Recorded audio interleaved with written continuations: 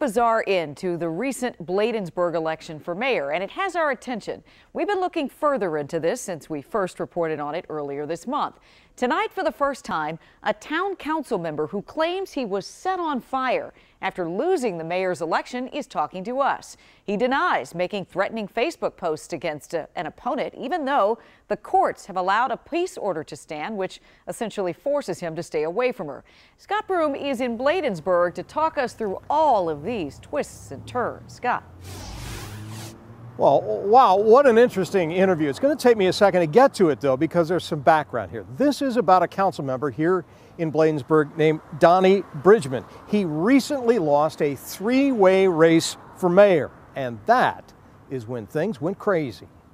2 nights after the election, look at this. It's a picture put up on Facebook by a friend of Bridgman's. That's Bridgman after he claims he was splashed with gasoline and set on fire October 5th by what he said were 5 Hispanic men in a pickup truck who were supporters of one of the other mayoral candidates, also a loser, Chris Melendez. Police in Bladensburg say the matter is under investigation. They have been unable to confirm whether or not Bridgman was actually attacked.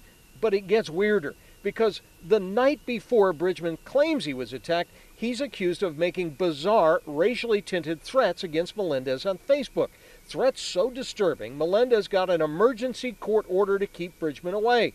I got a copy of the order today. Melendez quoted from the Facebook post attributed to Bridgman, quote, "Where my dog's at. I've stopped my team, my hood, N-words, from flexing power in my name.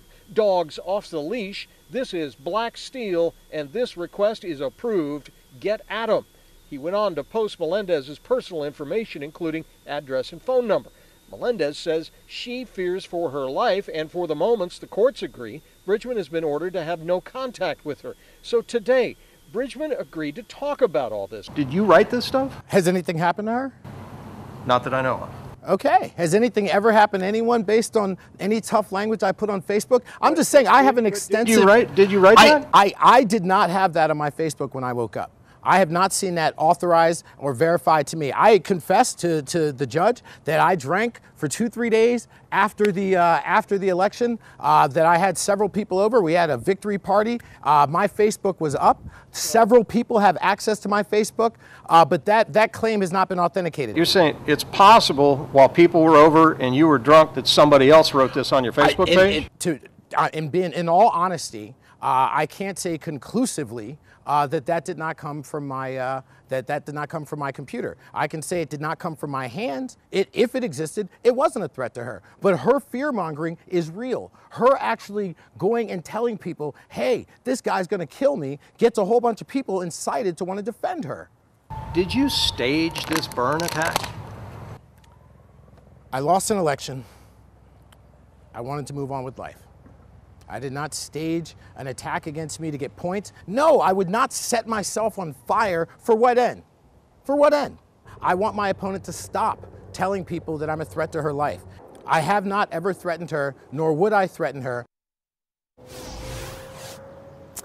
All right, so Bridgman says he didn't stage an attack against himself. Police here in Bladensburg are still looking at it, and he says he might have been drunk, and maybe somebody else wrote these threats that were on his Facebook page towards the other candidate. Now, Ms. Melendez's attorney told me tonight she remains very much afraid because of those threats, and she will continue to pursue this in court. Bridgman says he's been reluctant until now to talk about all of this because he says he doesn't want to fan the flames of any racial animosity here in Bladensburg, even though it appears that the Facebook posts attributed to him that started all this may have been doing exactly that. Reporting live at Bladensburg, Scott Broom, WUSA 9. Talk about a tangled web. All right, Scott. A judge is going to review all of this evidence on October 30th and decide whether or not to continue the protective order for Ms. Melendez. Now, despite losing the mayor's election, Bridgman will remain a council member in Bladensburg for the next 2 years.